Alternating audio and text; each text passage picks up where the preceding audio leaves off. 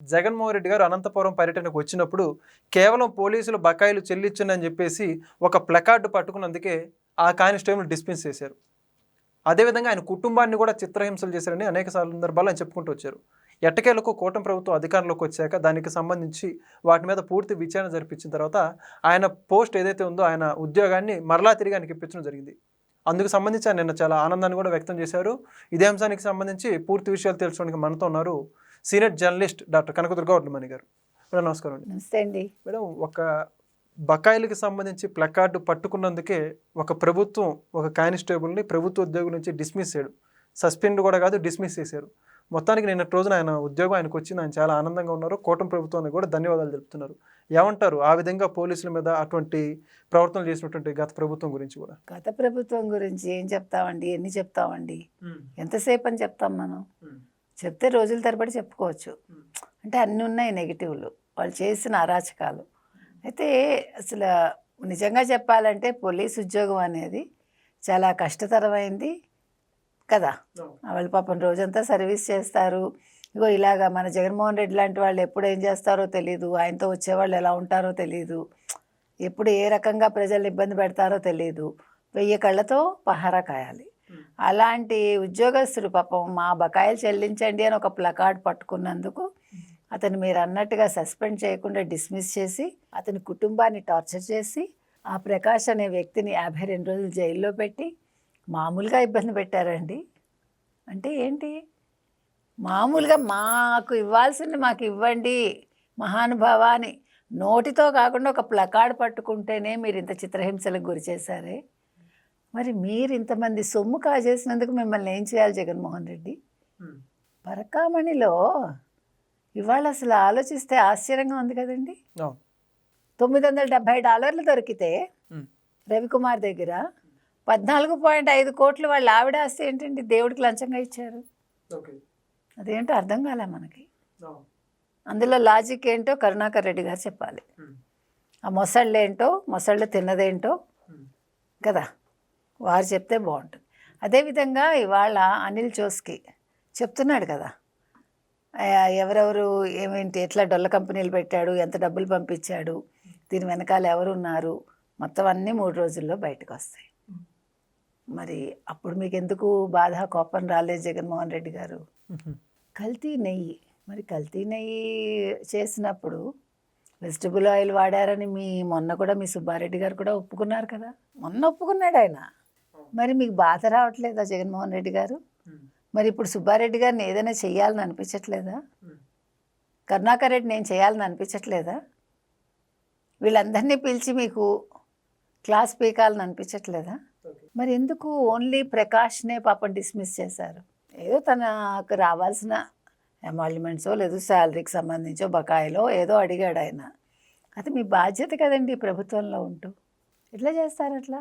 అంటే కోట్లు కోట్లు తినేస్తే వాళ్ళని మీరు వెనకేసుకొచ్చి వాళ్ళకేమో లాయర్లు పెట్టి మనకెందుకు, మనకు 100 మంది లాయర్లు ఉన్నారు, మన పొన్నవాళ్ళు ఉన్నారు అంటారు. ప్రకాష్ లాంటి వాళ్ళకి ఎవరున్నారు? గూండాలను పంపిస్తారు మీరు. గూండాలు వచ్చి వాళ్ళ ఫ్యామిలీని ఏడిపిస్తారు. వాళ్ళు బిక్కుబిక్కుమంటూ బతకాలి. ఆడవాళ్ళకి రక్షణ లేదు మీ హయాంలో. ఇవాళ అలాంటి ప్రకాష్కి కూటమి ప్రభుత్వం మళ్ళీ అతని ఉద్యోగాన్ని అతనికి ఇచ్చి మళ్ళీ అతను పోయిన సర్వీస్ కూడా అతనికి ఉంటుంది. అంటే ఎన్ని రోజులు సర్వీస్ పోయిందో అది కూడా కంటిన్యూ అవుతుందని నేను అనుకుంటున్నా. ఎందుకంటే అది కూడా చాలా ముఖ్యం. ఎందుకంటే వాళ్ళకి ప్రమోషన్స్ రావాలన్నా, రేపొద్దున వాళ్ళకి పెన్షన్ రావాలన్నా ఇవన్నీ లెక్కలోకి వస్తాయి. అతను చేసింది తప్పు కాదు కాబట్టి ఖచ్చితంగా కూటమి ప్రభుత్వం దాని మీద దృష్టి పెడుతుంది. ఇవాళ ప్రకాష్కి న్యాయం జరిగినట్టే నన్ను అడిగితే. అందుకనే ప్రకాష్ కూడా చాలా ఆనందపడ్డారు. ఇది చిన్న ఆనందం కాదండి. ఇన్ని నెలలు ఆయన వేదనతో ఉన్నాడు. తర్వాత కుటుంబాన్ని రక్షించుకోవాలి, తర్వాత ఇప్పుడు తిండి పెట్టాలిగా. మరి ఏ రకంగా జరుగుతుంది అది? ఎక్కడి నుంచి వస్తాయి డబ్బులు? చిన్న చిన్న ఉద్యోగాలు, చిన్న చిన్న కుటుంబాలే కదా ఇవన్నీ కూడా. కాబట్టి ఇవాళ చాలా పెద్ద రిలీఫ్ ఆయనకి. ప్రభుత్వం చేసిన పని, కూటమి ప్రభుత్వం, అందుకే ఆయన కూటమి ప్రభుత్వానికి కృతజ్ఞతలు చెప్పుకున్నారు. ఇవన్నీ చూసి వైసీపీ సిగ్గుతో తలంచుకోవాలి, జగన్మోహన్ రెడ్డి సిగ్గుతో తలంచుకోవాలి. అయ్యో మనం ఒక వ్యక్తిని అనవసరంగా బాధ పెట్టామే, అతనికి రావాల్సిన బకాయి అడిగాడు తప్ప మన్నేమి కొత్తగా అడగలేదు, లేదు మన్నేమి లంచం అడగలేదు అని ఆలోచించాలి. అయితే వాళ్ళు అలాంటివి చెయ్యరనుకోండి, ఏదో చెవిటివాడు ముందు శంఖం ఊదినట్టని అట్లాగే ఉంటుంది. వాళ్ళు ఎవరు ఏం వినిపించుకోరు. ఏది ఏమైనా ఇవాళ ప్రకాష్కి అయితే న్యాయం జరిగిందండి. ఇలా ఇంకెవరైనా ఉన్నారా ప్రకాష్ లాంటి వాళ్ళు? ఇంకా ఎంతమంది ప్రకాష్లు ఉన్నారు అంటే ఒక పోలీస్ డిపార్ట్మెంట్ అని కాదు, చాలా శాఖల్లో చాలా చోట్ల చాలా రకాలుగా నష్టపోయారు చాలామంది.